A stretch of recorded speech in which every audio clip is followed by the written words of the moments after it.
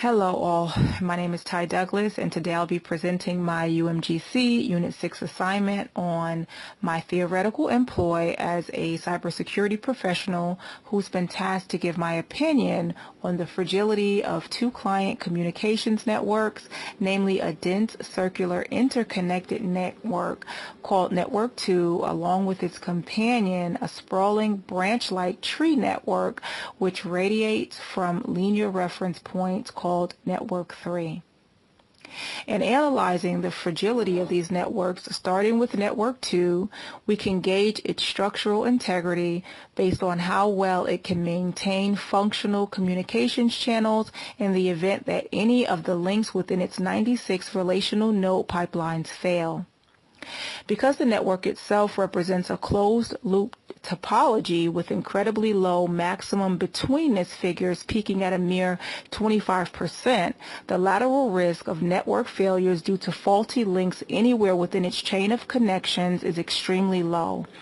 meaning that if a single node or even a hub becomes inoperable, resulting from a hardware or software anomaly, the structural operational capabilities of the network itself stands to remain fully intact. In terms of fragility, then, this represents a stable and exceptionally resilient network in that its infrastructure is loosely coupled and can maintain functional integrity if there is a failure within any point in its communications channels. So, for instance, any of the edge links between the pirate, serpent, barricade, or shadow network channels are interrupted, the network should continue functioning smoothly. Now, in contrasting the fragility of this network with Network 3, we can explicitly see key structural differences here within the organizational configurations of this network as we've now transitioned from a closed, exponentially looped configuration to a linearly designed network with open-ended edges that feature a more centralized hub and spoke tree topology, which relies on a skeleton framework of around 49 relationships. Based on the structural architecture of this network, it represents an extreme structural vulnerability in that there are no triangulated point-to-point connections. So if this network experiences a network edge or hub disruption from, let's say, a software or hardware malfunction, the same as with Network 2, the risk of a complete network failure could prove imminent as there are no reroutable pathways to bridge the communications gaps. So again, if Nebula, Xenon, Orion, or Shadowfax failed in any of their communications links, throughput within these channels with Starhawk, for instance, would be virtually impossible. The comparison of these two networks at a glance then defines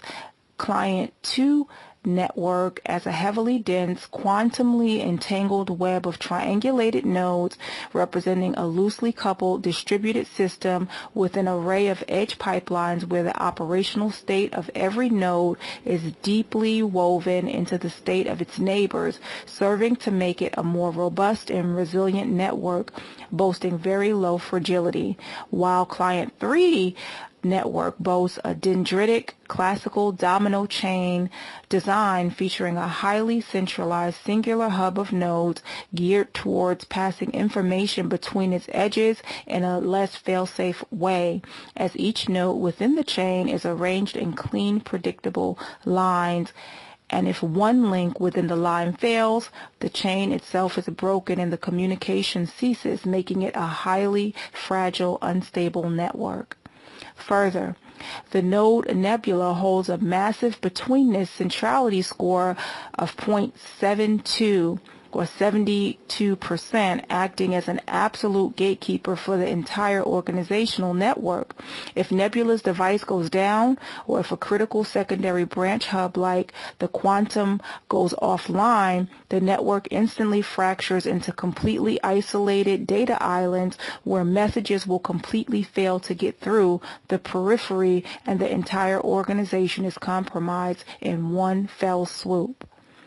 My suggestion then for Client 3 is to introduce communication redundancy into its network infrastructure by establishing cross connections between its peripheral branches to lower nebulous structural dependencies. Likewise, my recommendation for Client 2 is that it rely heavily on its internal firewall and endpoint security infrastructure to halt lateral malware contagion rather than worrying about structural network collapse, as this scenario is extremely unlikely. These suggestions are based purely on network graph theory metrics pertaining to network structural vulnerabilities, along with the qualitative data evidenced within the network models themselves. Further, in comparing and contrasting the susceptibilities within both networks, their network failure risks are distinct in that Client 2 faces greater risks of contagion containment, while Client 3 faces the catastrophic risk of total systemic failure, with both architectures requiring significantly different defense implementations to ensure network survival. And this concludes my presentation on network fragility, and I look forward to the coming learning tasks within the class. Thank you for listening.